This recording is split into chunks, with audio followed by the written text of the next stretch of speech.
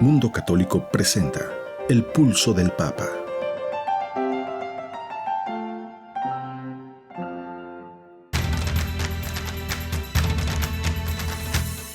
El Pulso del Papa, desde Ciudad del Vaticano.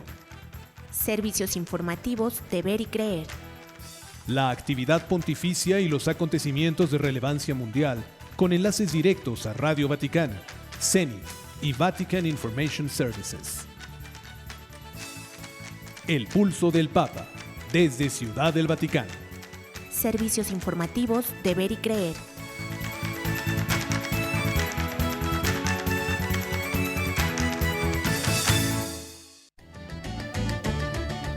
Francisco recuerda cómo la Virgen de Guadalupe transmitió la recta fe a los indígenas. E invoca la intercesión de los abuelos de Jesús por los ancianos del mundo. El Papa reza ante la tumba del primer obispo de Canadá en Quebec.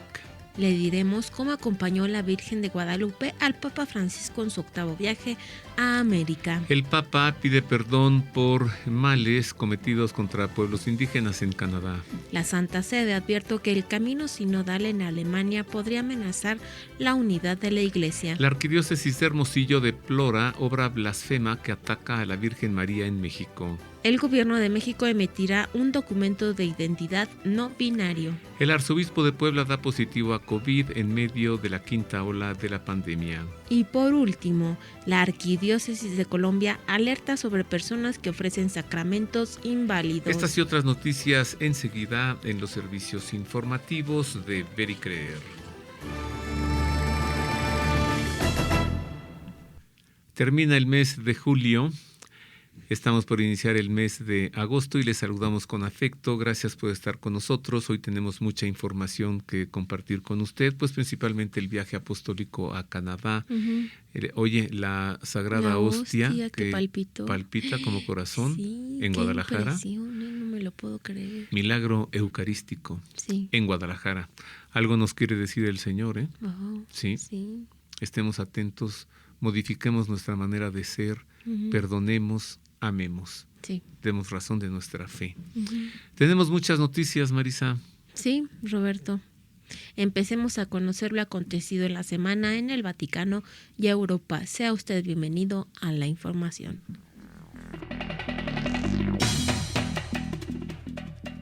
Comenzamos con varias noticias, pues referentes al viaje apostólico por Canadá, y comenzamos para informarle que Francisco recordó a Nuestra Señora de Guadalupe y sus apariciones en México, destacando que la Virgen transmitió la fe recta a los indígenas en un evento que congregó alrededor de 10,000 personas cerca del lago de Santa Ana, a 75 kilómetros al oeste de Edmonton. Al participar en la tradicional peregrinación al lago de Santa Ana y la liturgia de la palabra en el tercer día de su viaje apostólico a Canadá, el Papa destacó que el importante rol de las madres y las abuelas en la evangelización de las familias y la sociedad, y señaló que durante el drama de la conquista fue Nuestra Señora de Guadalupe la que transmitió la recta fe a los indígenas, hablando su lengua sin violencia ni imposiciones.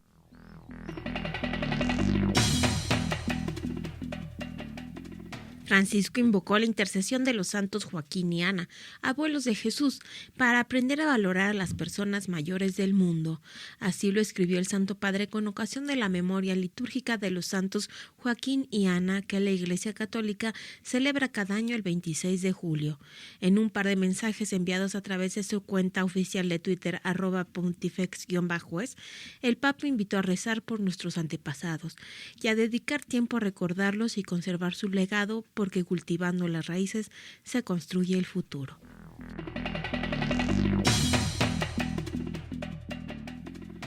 En una multitudinaria misa en Edmonton, Canadá, en la fiesta de San Joaquín y Santa Ana, el Papa alentó a custodiar la riqueza que recibimos de nuestros abuelos para hacer frente a la niebla del olvido que asalta nuestros tiempos vertiginosos. En su tercer día del viaje apostólico a Canadá, recorrió en el Papamóvil el estadio Commonwealth en la ciudad de Edmonton, que congregó, de acuerdo a las autoridades locales, a alrededor de 50,000 personas.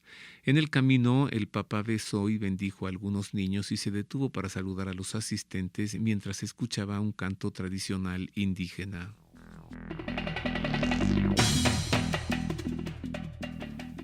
En el marco de su viaje apostólico a Canadá, el Papa rezó ante la tumba de San Francisco de Laval, primer obispo de Quebec. El momento de oración silenciosa se llevó a cabo el 28 de julio al concluir el rezo de las vísperas que rezó con representantes de la Iglesia Católica en Canadá, obispos, sacerdotes, diáconos consagrados y seminaristas. El Papa presidió este rezo de las vísperas en la Catedral de Nuestra Señora en Quebec, en donde se encuentra la tumba de San Francisco de Laval y en donde también fueron expuestas las reliquias de algunos santos canadienses.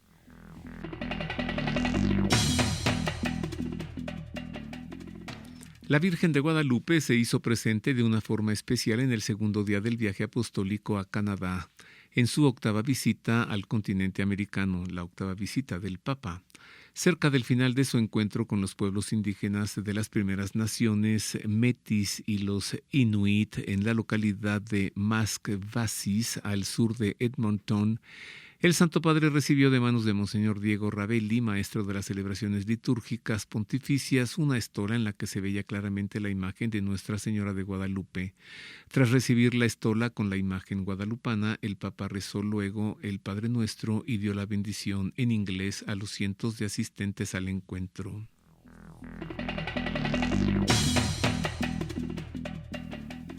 Quisiera repetir con vergüenza y claridad, pido perdón humildemente por el mal que tantos cristianos cometieron contra los pueblos indígenas, expresó el Santo Padre en su segundo día de viaje apostólico a Canadá, a su encuentro con las primeras naciones Métis e Inuit en Macassis, Canadá. El Papa llegó en silla de ruedas acompañado de la Guardia de Seguridad y se dirigió al cementerio indígena Hermineskin, donde realizó una oración en silencio. Al salir fue recibido por los jefes de las tribus y llevado por un largo camino hasta el estrado. El pontífice se puso de pie y escuchó un canto indígena a base de tambor que evoca a la tierra y la vida.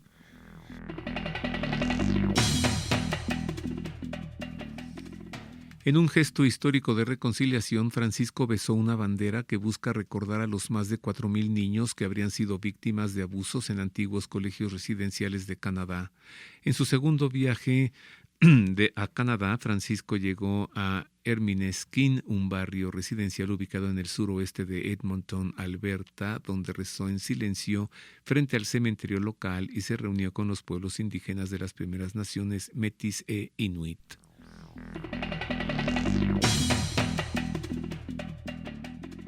El Papa Francisco escuchó el conmovedor mensaje de Waldron Littlechild, exalumno de una de las escuelas residenciales de Canadá y líder de los pueblos indígenas en el país. El Santo Padre visitó la antigua escuela residencial Hermineskin en Mascawis, al sur de Edmonton, Alberta. En ese lugar, el Papa se reunió con grupos indígenas, entre ellos exalumnos de escuelas residenciales que sobrevivieron a abusos cometidos en los centros educativos. Además, estuvieron presentes la gobernadora general de Canadá, Mary Simon, y el primer ministro Justin Trudeau.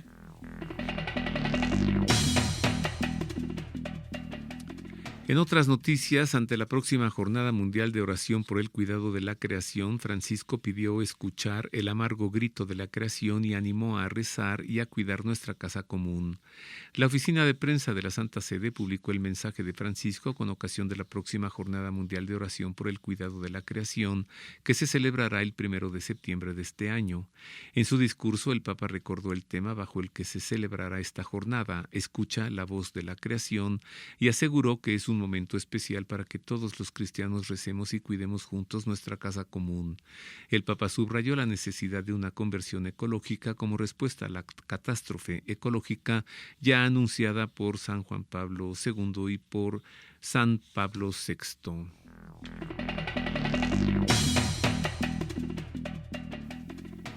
La Santa Sede advirtió que el polémico Camino Sinodal de Alemania podría suponer una amenaza a la unidad de la Iglesia. En un comunicado difundido por la oficina de prensa de la Santa Sede, precisó que para proteger la libertad del pueblo de Dios y el ejercicio del ministerio episcopal parece necesario dejar claro que el camino sinodal en Alemania no tiene la facultad de obligar a los obispos y a los fieles a adoptar nuevas formas de gobierno y nuevos enfoques de la doctrina y la moral.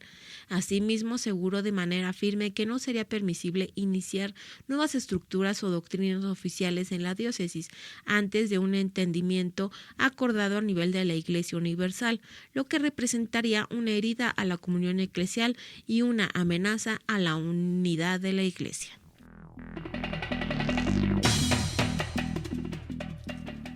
En otras noticias, el nuncio apostólico en Ucrania, Monseñor Visvaldas Kulbokas, señaló que el Papa Francisco podría viajar a Kiev en agosto.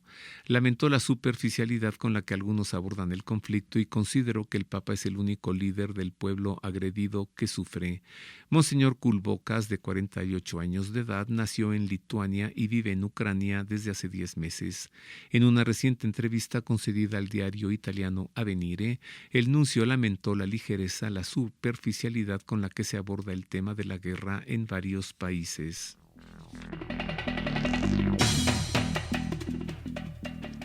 Debido a las actuales vacaciones estivas en Roma, numerosos niños y niñas están realizando un curso de verano en el Vaticano con el tema Sueños Gigantes. Se trata de la tercera edición del Estate Ragazzi, un curso de verano dirigido a los hijos de empleados de la Santa Sede residentes en Roma que concluirá el 5 de agosto. Desde el año 2020, el Papa confió a la comunidad salesiana que vive en el Vaticano organizar esta iniciativa para los hijos de los empleados del Vaticano con edades a partir de los 5 hasta los 13 años.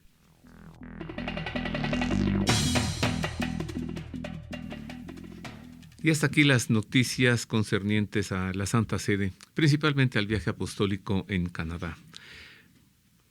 ¿Sabe usted qué es la patrística? ¿Qué es la patrología?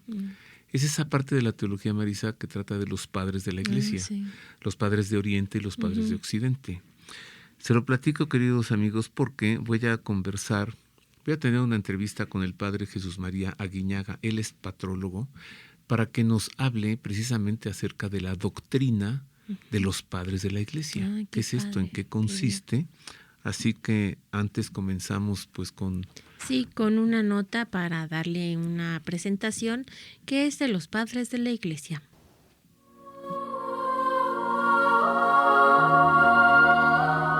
En los inicios de la era cristiana, el griego fue la única lengua de la Iglesia hasta que con la extensión del cristianismo por Occidente a mediados del siglo II, surgió la necesidad de contar con escritos en latín. Es el caso, por ejemplo, de San Jerónimo, quien tradujo las Sagradas Escrituras al latín vulgar, dando así origen a la traducción bíblica conocida como la Vulgata. De aquí se desprende la clasificación que se ha establecido de los padres de la Iglesia en griegos y en latinos. Los sucesores de los apóstoles son los llamados padres apostólicos. Entre ellos se destacan San Clemente de Roma, San Ignacio de Antioquía, San Policarpo, San Justino, San Teófilo de Antioquía, San Irineo de Lyon, San Cipriano y San Clemente de Alejandría. Tras la promulgación del Edicto de Milán por el emperador Constantino en el año 313, surgió la llamada Edad de Oro de los Padres de la Iglesia, la época de una gran evangelización, cuando se erigieron las grandes basílicas en Roma y en Jerusalén. Pero también proliferaron las herejías en torno a los dos misterios centrales de la fe, la Santísima Trinidad y la Encarnación. La respuesta fueron los concilios de Nicea y de Éfeso, en el que se proclamó la maternidad divina en el año 431. Entre los padres de la Iglesia, defensores de la fe, se encuentran San Basilio Magno, San Gregorio Nacianceno, San Juan Crisóstomo, San Atanasio de Alejandría, San Cirilo de Jerusalén, San Cirilo de Alejandría y San Juan Damasceno. Entre los padres occidentales latinos se encuentran San Hilario de Poitiers, San Ambrosio, San Jerónimo, San Agustín de Hipona, San León Magno, San Gregorio Magno, San Isidoro de Sevilla y Santo Tomás de Aquino. Los padres de la Iglesia, todos, hicieron fecundo el mensaje evangélico en la cultura clásica griega y latina. Sentaron las bases para la gran fecundidad de la época medieval. Fueron sembradores, constructores, pastores de la Iglesia, y su eficiencia pastoral, teológica, cultural y espiritual está demostrada y comprobada por el magisterio de la Iglesia.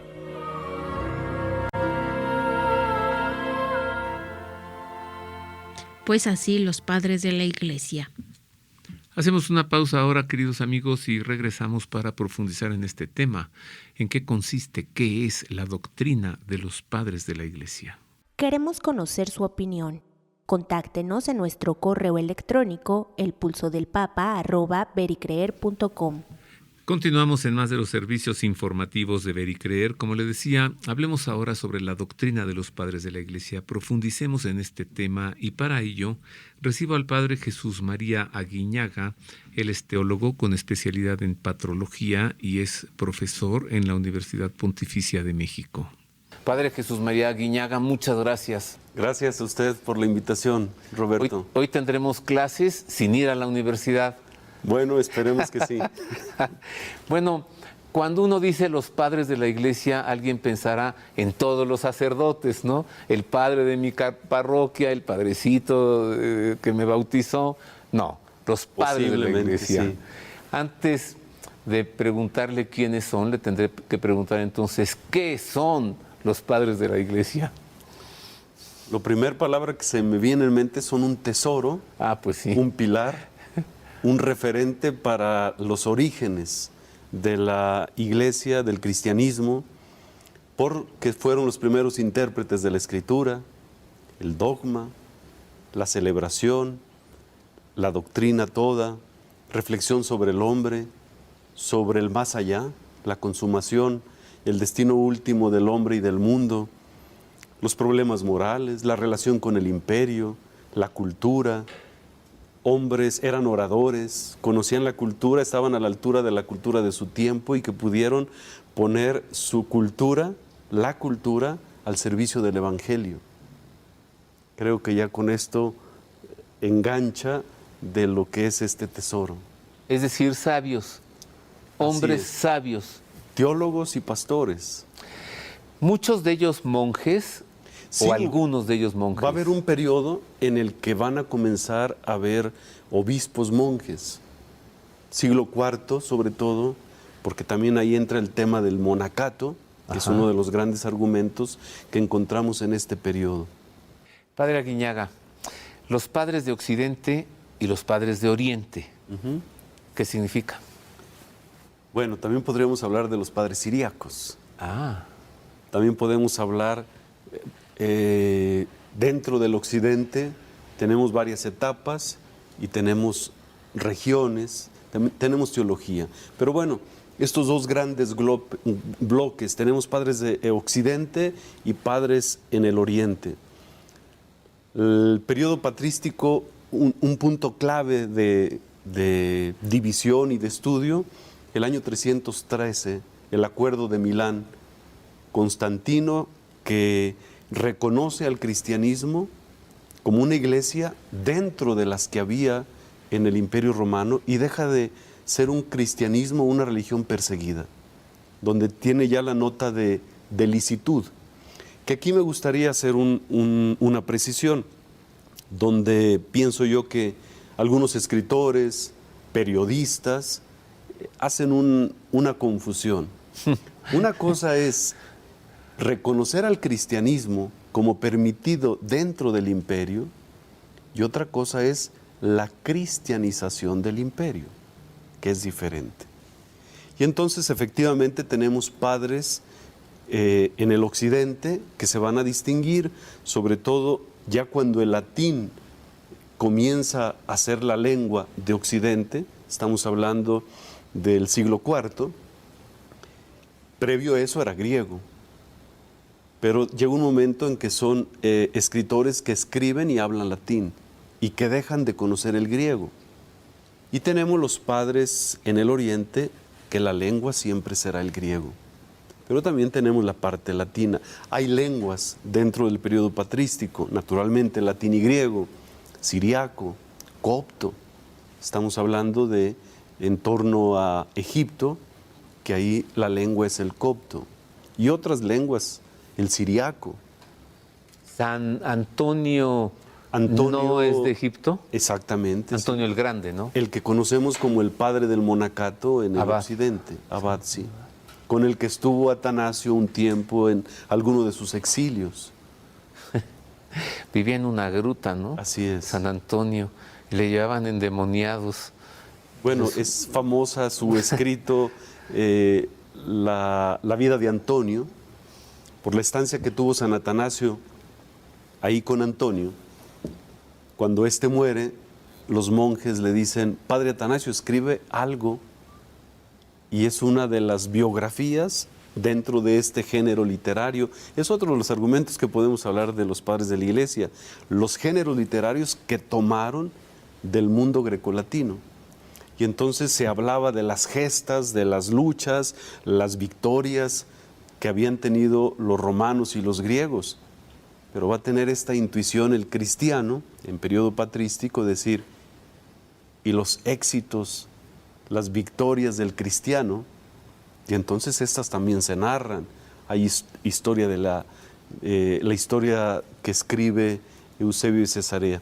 Bueno, Antonio es un padre de la Iglesia, dentro de este periodo del patrístico, y Atanasio, padre de la Iglesia, escribe la vida de Antonio por petición de los monjes.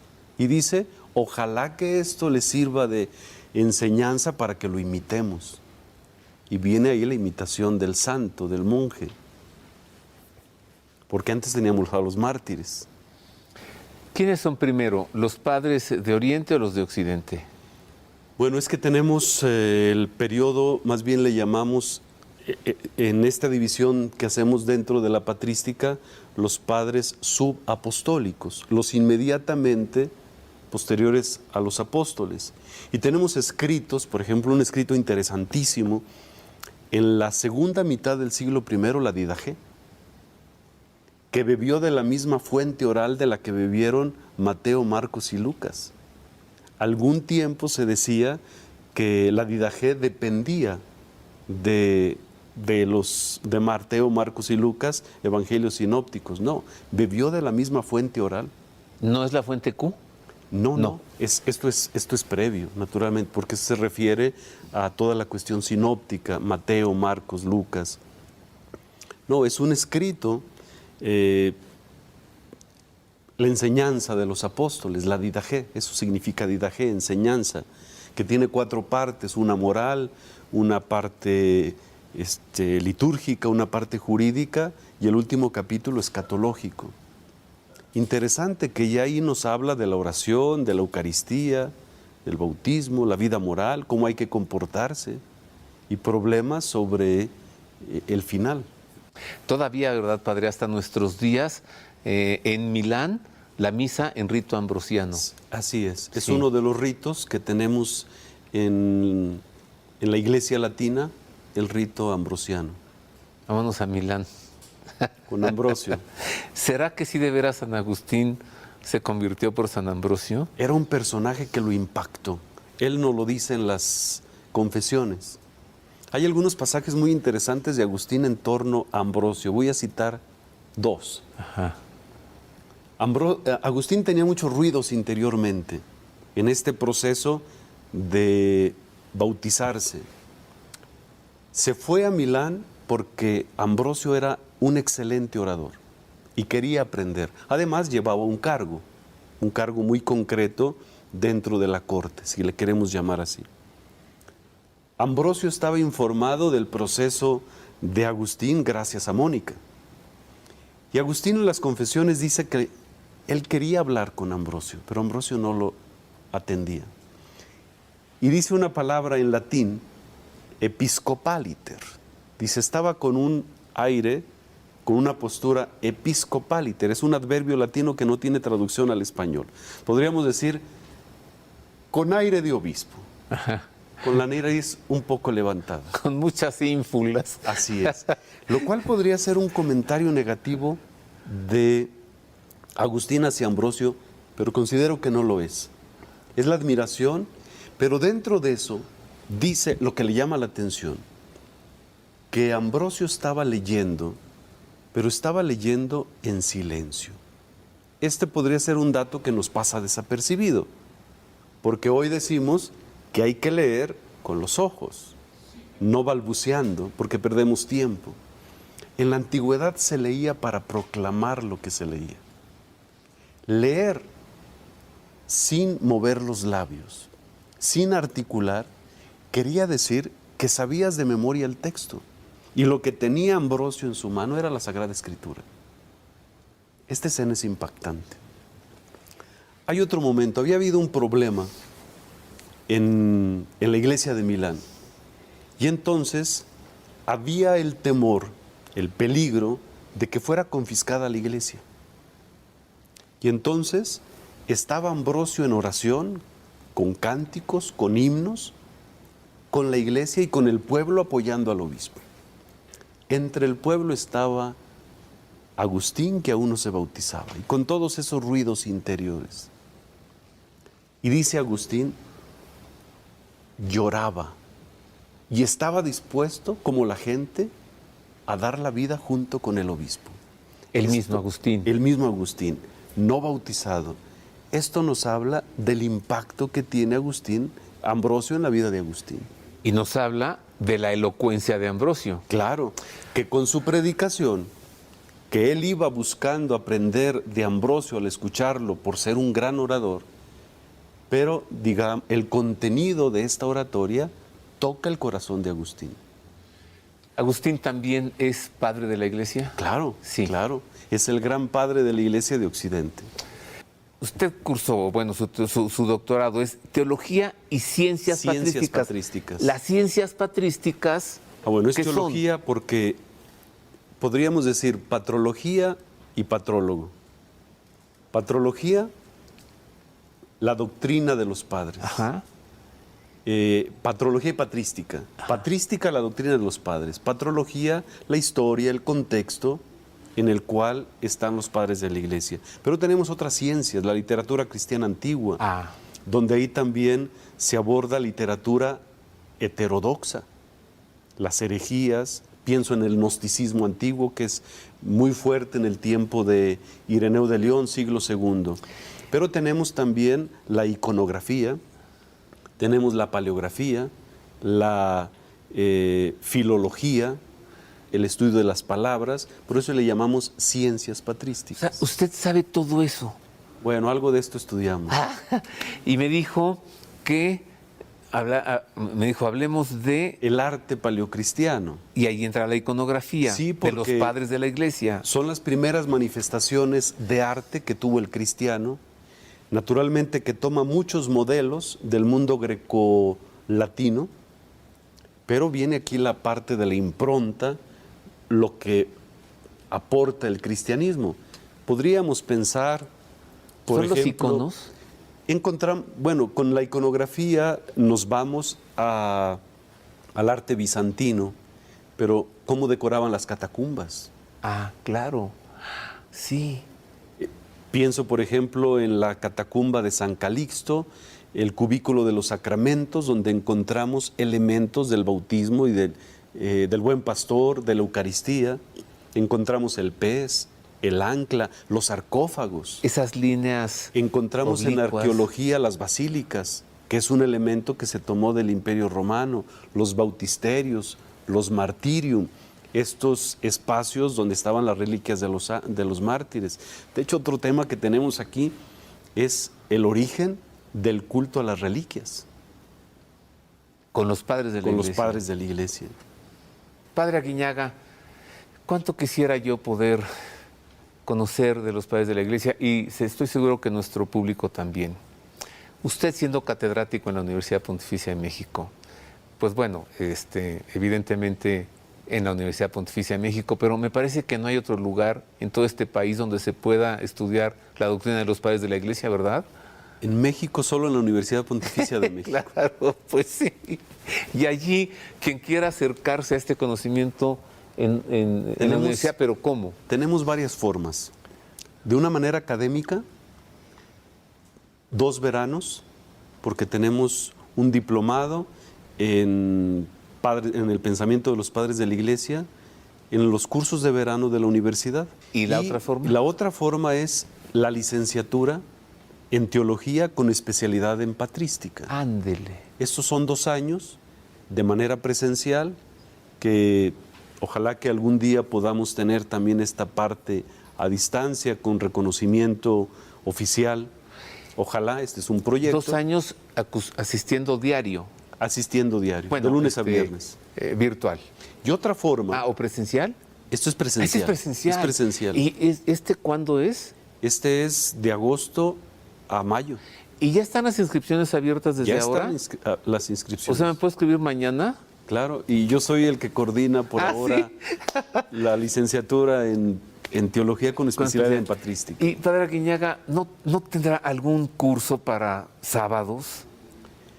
No tenemos cursos para sábados, pero por ejemplo, preparando la Navidad, hacemos 3 días al aire, y que está en nuestra página de la Universidad de YouTube, www.pontificia.edu.mx. Esa es mi recomendación.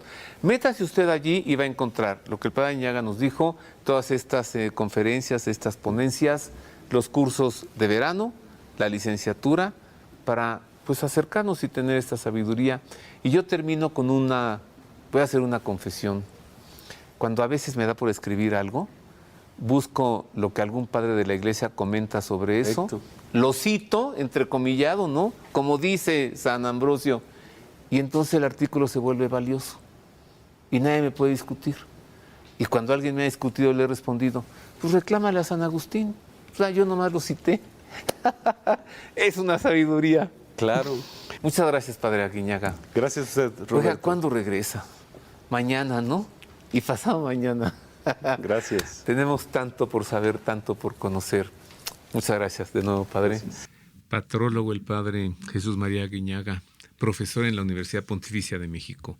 Una pausa, regresamos con noticias de México, de América, y regresamos también para presentarle el icono mariano elaborado en mosaicos, que se encuentra en la Basílica de San Pablo Extramuros. Tiene la particularidad pues de no ser un icono escrito en madera, sino elaborado con mosaicos por pedacitos artesanos, por artistas, pequeñísimos. De piedra, ¿no? De mosaicos. De mosaico. Procedentes de grandes maestros de Venecia. Ay, qué bien. Y es el icono conocido como Santa María Virgen, Madre de la Compañía de Jesús, un icono muy vinculado con los jesuitas. Ah, qué interesante. Así que volvemos con todo esto, queridos amigos, y con más.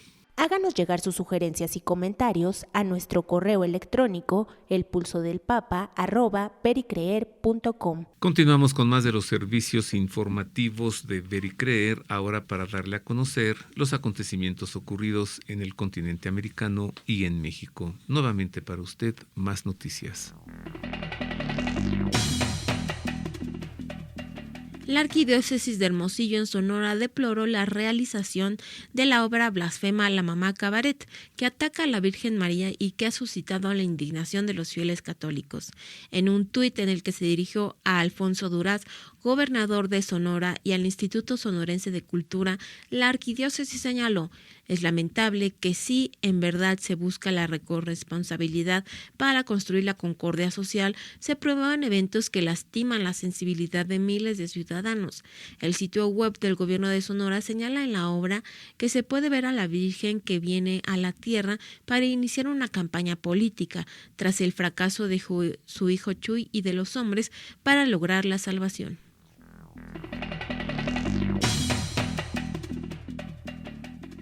El gobierno de México anunció que emitirá pronto un documento de identidad no binario que estará disponible en consulados mexicanos en Estados Unidos, España y Costa Rica. A través de Twitter, Jaime Vázquez Bracho, director general de Servicios Consulares de la Secretaría de Relaciones Exteriores, aseguró que en el órgano del gobierno de López Obrador estamos muy contentos de presentar la nueva matrícula consular de tercera generación, el primer documento de identidad oficial mexicano no binario, en un video que asegura que este nuevo documento es la primera identificación oficial mexicana que permite marcar con una X la casilla de sexo o género o simplemente omitir este dato, o sea, ideología de género, para acabar pronto.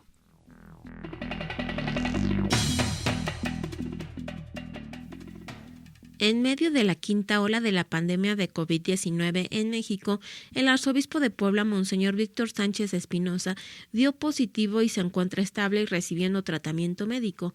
En un comunicado difundido el pasado 24 de julio, la Arquidiócesis de Puebla señaló que el prelado, que también es presidente de la Comisión Episcopal para la Pastoral Litúrgica de la Conferencia del Episcopado Mexicano, guardará reposo y, como está indicado, se mantendrá aislado el tiempo que determine su médico.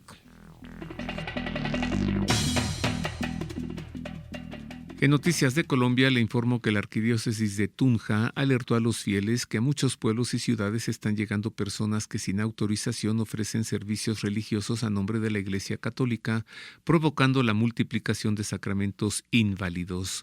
En un comunicado publicado en el sitio web del Episcopado colombiano, la Arquidiócesis denunció que estas personas inescrupulosas han encontrado una mina en quienes desean casarse por segunda vez o hacer un matrimonio en un lugar extraño. La Arquidiócesis de Tunja, a cargo de Monseñor Gabriel Ángel Villavajos, advirtió que esto está generando la multiplicación de sacramentos inválidos, el descrédito de la Iglesia Católica y la confusión en materia de disciplina eclesiástica.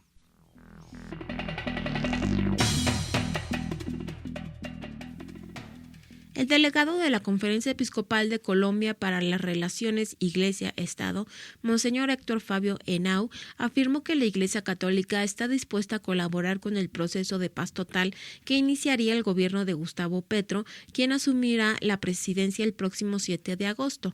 El pasado 24 de julio, Álvaro Leiva Durán, quien ha sido designado por Petro para ser el nuevo canciller colombiano, informó desde su cuenta de Twitter que el sábado mantuvo una reunión con el presidente de la Conferencia Episcopal, Monseñor Luis José Aparicio, el presidente Monseñor Omar Sánchez, el secretario general Monseñor Luis Manuel Ali y con Monseñor Henao.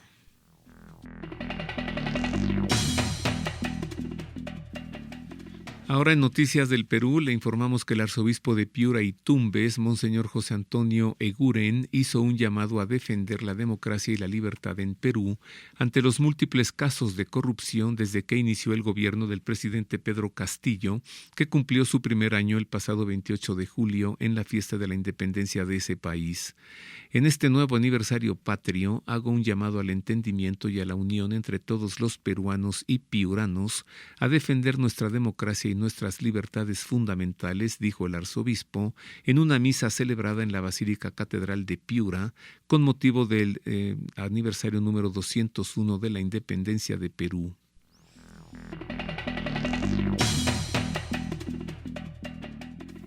El pasado 20 de julio, Día de la Independencia de Colombia, el arzobispo de Bogotá y presidente del episcopado colombiano, Monseñor Luis José Rueda Aparicio, elevó un especial clamor: Colombia, no te olvides nunca de Dios.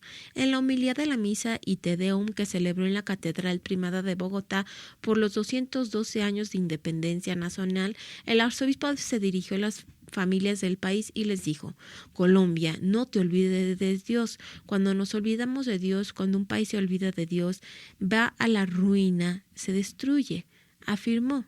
El prelado recordó luego que buscar a Dios es buscar la verdadera esperanza. En Noticias de México, Guadalajara acogerá el próximo 13 y 14 de agosto la segunda edición de la Jornada Nacional de la Juventud en México. El evento fue presentado por la Conferencia del Episcopado Mexicano. El lema de esta Jornada Nacional de la Juventud es María se levantó y partió sin demora, el mismo que el Papa Francisco eligió para la Jornada Mundial de la Juventud Lisboa 2023. Las inscripciones se realizarán a través de las pastorales juveniles de cada diócesis. Originalmente la jornada estaba programada para el año 2021, pero debido a la pandemia, pues se postergó el evento.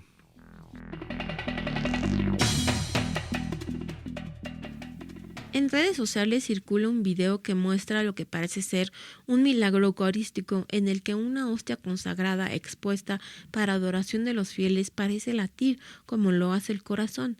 El video fue grabado en la parroquia de Nuestra Señora del Rosario en Zapotlanejo, cerca de Guadalajara. El momento de adoración eucarística fue celebrado por el sacerdote argentino Carlos Saff, fundador y superior de la familia religiosa del Inmaculado Corazón y la Divina Misericordia.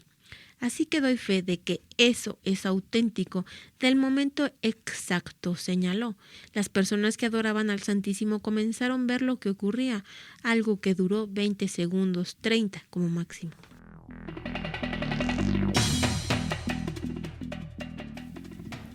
Y hasta aquí las noticias ocurridas en América y en México. Usted ha quedado nuevamente muy bien informado.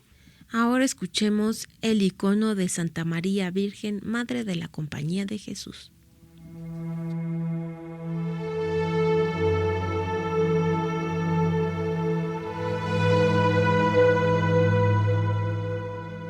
En la Basílica de San Pablo Extramuros de Roma se conserva un icono de la Virgen Madre de Dios que encierra la particularidad de no haber sido escrito con pigmentos al temple ni sobre un tablón de madera, sino elaborado en finos mosaicos venecianos.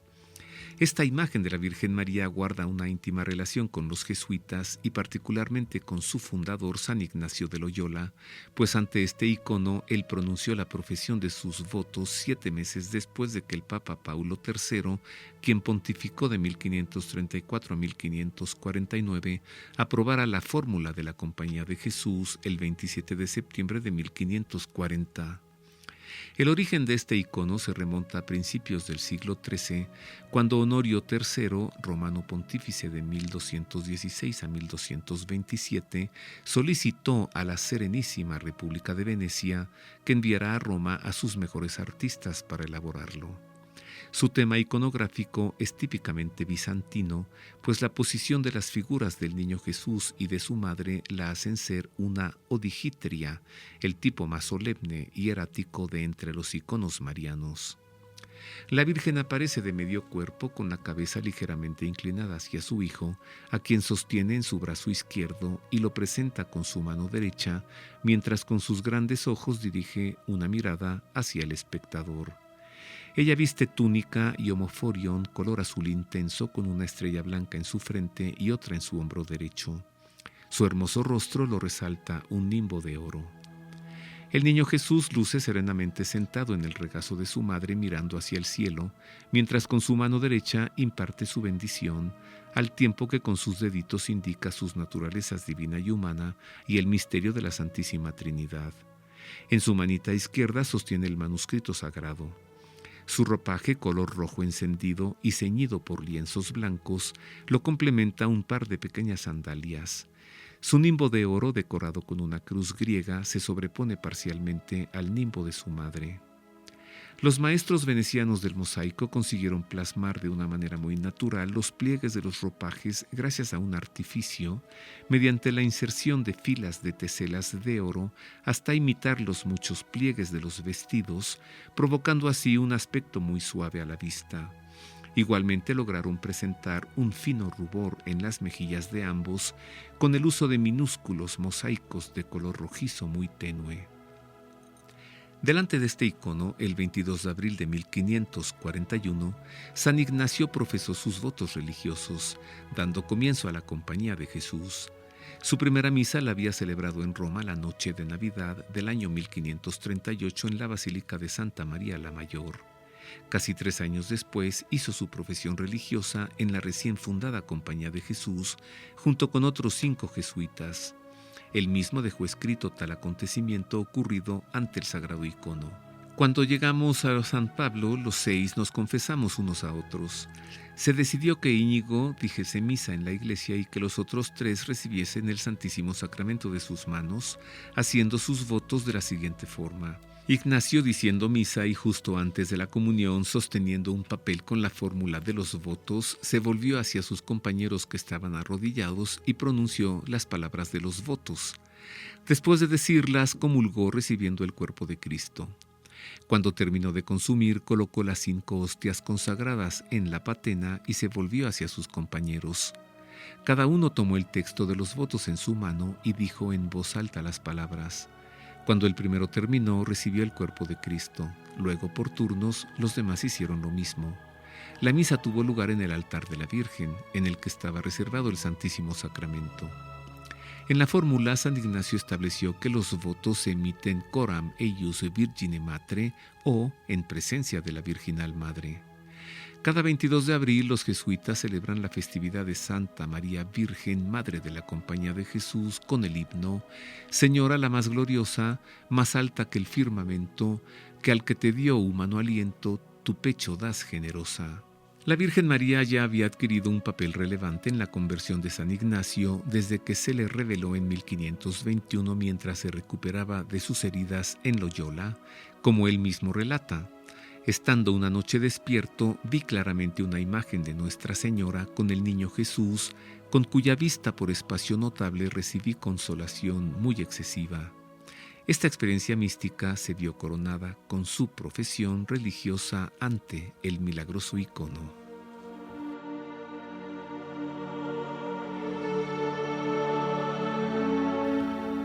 Este bello icono que se encuentra en la Basílica de San Pablo Extramuros en Roma. En la ciudad de Roma, en la Vía Ostiense. Qué padre. Vamos, qué bonito. ¿no? Sí. Y lo veneramos. Uh-huh. Es todo, ya nos vamos, amigos queridos, ya nos vamos a Roma a venerar el icono en la Basílica de San Pablo Extramuros.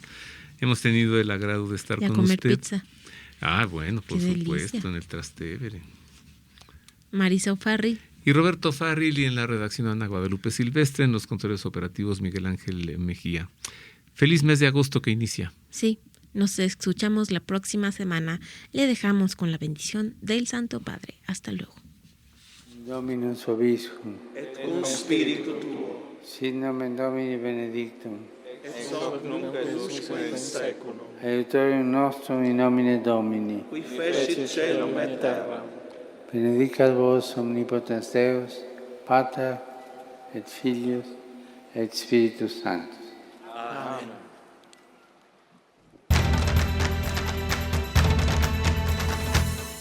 El pulso del Papa, desde Ciudad del Vaticano.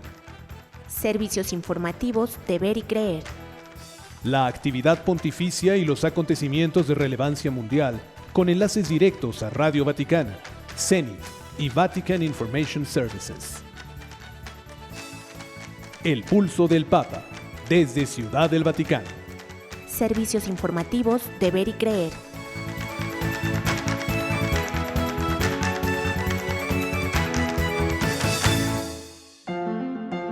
Mundo Católico presenta El pulso del Papa